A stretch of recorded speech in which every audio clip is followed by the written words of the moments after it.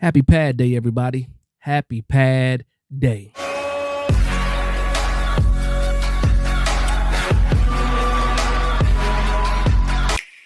Big Dash knows what? Hello and welcome to Big Dash Knows. Big Dash knows what? New York Giants football. Let's go. Today's video is a recap of Day 6 training camp, and yes, aka also known as Pad Day. August 1st is Pad Day. And Pad Day did not disappoint. Let's get right into this practice, right into this practice. So we saw what the lineups look like with the first day of pads.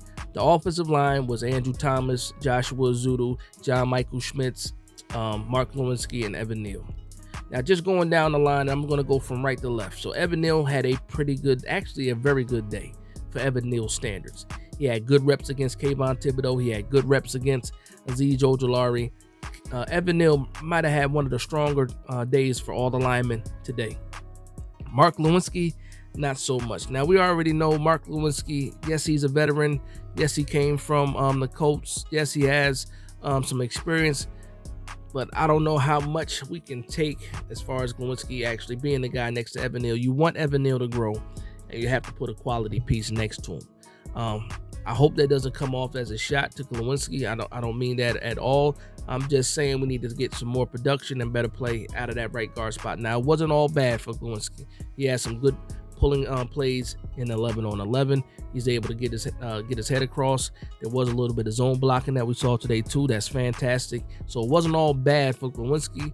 But for me, if I'm looking at Evan Neal and looking at Lewinsky, Evan Neal absolutely had the stronger day. Now let's talk about my son, John Michael Schmitz, the center.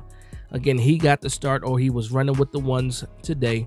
And his very first rep in a one-on-one was against Dexter Lawrence. And you know what? Dexter Lawrence did what Dexter Lawrence normally does. You know, he pancakes people. He didn't pancake John Michael Schmitz, but he did push that pocket back against John Michael Schmitz. Now, to John Michael Schmitz's credit, he was able to adjust and readjust his hands during that first rep. But he was also able to sink his hips a little bit. He was already pushed back about 2 to 3 yards, but he was able to go ahead and shadow and get back in front of Dexter Lawrence. He didn't make it easy for Dexter Lawrence, that's for sure. He didn't make it easy, but Dexter Lawrence absolutely won that rep. But you saw some good things, and that might have been the worst rep of the day for John Michael Schmitz in that one-on-one drill, because in the team activities, he was doing some good things. Again, some zone blocking that we saw today. That's fantastic. That's exciting. We saw him pull a little bit as well. There was a pitch play, I believe, to Brightwell, and you saw John Michael Schmitz get to the second level. And again, one of his knocks coming out of college was, you know, he wasn't one of the best pullers when in comparison to like Joe Tippmann and stuff like that. But he is very, very solid in his technique, and he showed today that he can get around and get to the outside and get to the next level to make blocks. So shout out to John Michael Schmitz on his first day. Wasn't a perfect day, but was a good day, solid day, you know, for John Michael Schmitz. Now let's talk about Joshua Ezeudu. Joshua Ezeudu had some good reps and he had some bad reps. And his good reps were really good. His bad reps were kind of bad. But Joshua Ezeudu, to me, has really good feet. For a man his size, really good feet. There's one rep against Leonard Williams, probably was one of the first reps where he was able to actually shadow Leonard Williams pretty well. But once Leonard Williams got to his second move, which was a spin move, you saw that he had Joshua Ezeudu beat. Now, in a real game with everything else going on, is that move as easy for Leonard Williams? Possibly not. But I will say this, even though he beat him with the spin move, you did still see the quick reaction of Joshua Ezeudu's feet when he was actually able to get back to Leonard Williams, you know, at the end of that play too. So show some good athleticism there. Now, Andrew Thomas is Andrew Thomas. Is not too much you can say about Andrew Thomas. Nice solid practice from him. I like him going against Azeez Ojulari. I like him going against Kayvon Thibodeaux. Now he's gotten to the point where he has a certain style to his blocking.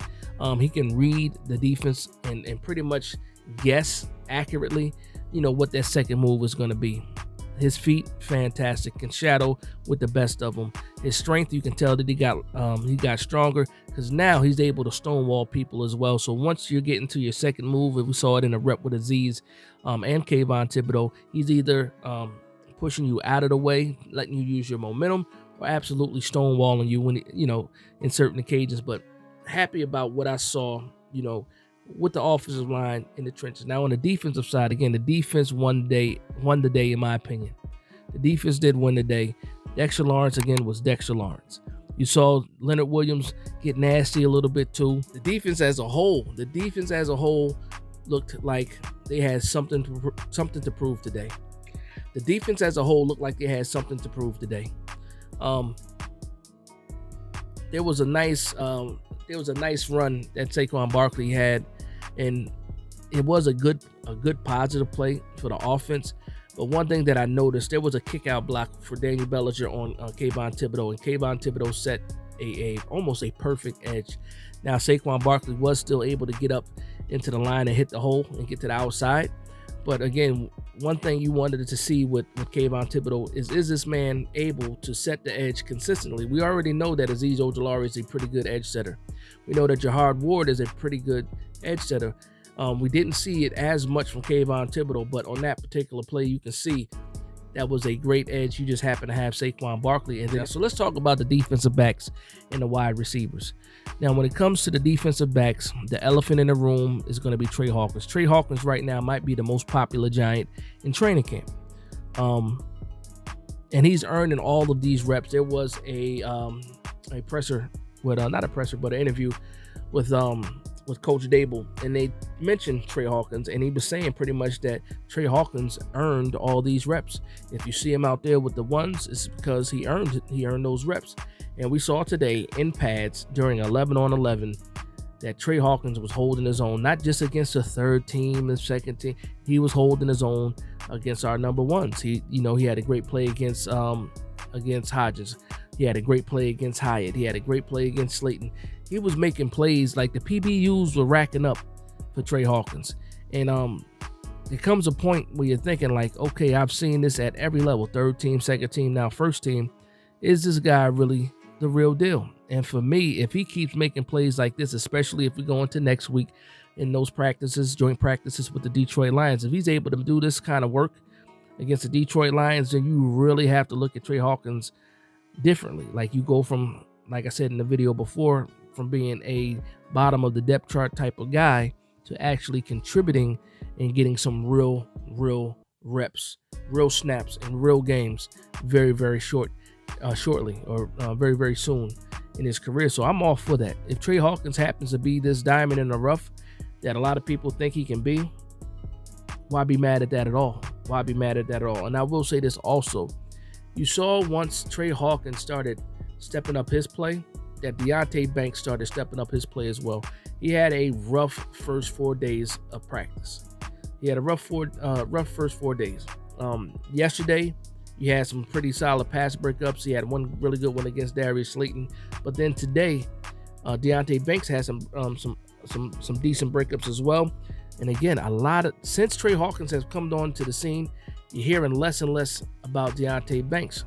Now, this is not a knock on Deonte Banks at all, because I think Deonte Banks is the first-round pick for a reason. That talent level that he played against is significantly better than what Trey Hawkins did. But you cannot deny what Trey Hawkins is doing right now, and it's absolutely fantastic to see. And again, I think Deonte Banks will be fine. I do think he's going to be a future, CB1, once Adoree Jackson leaves and things like that. But if you hit with Trey Hawkins, that's two starting cornerbacks in the same class. And if you can add the maturation of Cordell Flott, another guy that's super young that we think is going to develop and mature, then you have three young corners that can be the nucleus of your secondary for years to come. And again, it's not a competition between Trey Hawkins and Deonte Banks. The more these guys work and get their reps in, the better they become. And again, it all helps out the defense in the long run as a whole, and the whole team as a whole. If this defense is getting good competition within the ranks. As far as linebackers go, didn't see too many reports on the linebackers. And normally, if you don't hear too much, that means they're doing pretty good. Darian Beavers did run with the first team today. He was next to Bobby Okereke. I'm still looking for some reports at this time. I don't believe Dan Salamone has dropped any information or any recaps on Giants.com. But again, when it came to, what the beat writers were saying, what I'm reading on Twitter and stuff like that, I really didn't hear too much about the linebackers, except for, a couple of plays would be sacks if it was a real game. And I believe Darian Beavers did go on a blitzing stunt A-gap and was able to get home. Again, this is training camp. You can't touch the quarterback. They continue to play, and that's pretty much how it goes. But again, also Jason Pinnock, again, with the starting ones in this practice. He's a guy that now, after that fantastic play, you're probably going to see him get more and more reps or fit in that rotation even more, or either be the leading person as far as snaps go, snap count, as that safety next to Xavier McKinney. And again, for that spot, I believe it was entirely open. Yes, I was favoring Belton, and I still believe that it's Belton's job to lose. And Jason Pinnock is trying to snatch that job from Dane Belton. So that's going to continue to be a good competition. This is probably one of those positions where you're going to go into training camp.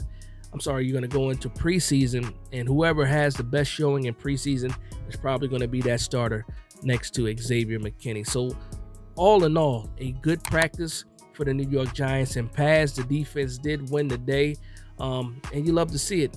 We did run the ball better than I thought we were going to run the ball. The offensive line opened up some pretty good lanes for both Saquon, Brightwell, and Breida. They all had some nice runs, multiple nice runs for Saquon Barkley. But again, you love to see it. The Giants are off tomorrow, I believe. They come back on Thursday, Friday, and then Saturday, and then they take a break again. And I believe that's when they go out to Detroit, or if that's when Detroit comes here and they have those joint practices for our game, on August 11th. So I want to thank everybody for vibing with me. Please like, comment, and subscribe. And for one Giants fan to another, this is Big Dash Knows, Big Blue Nation. Let's go.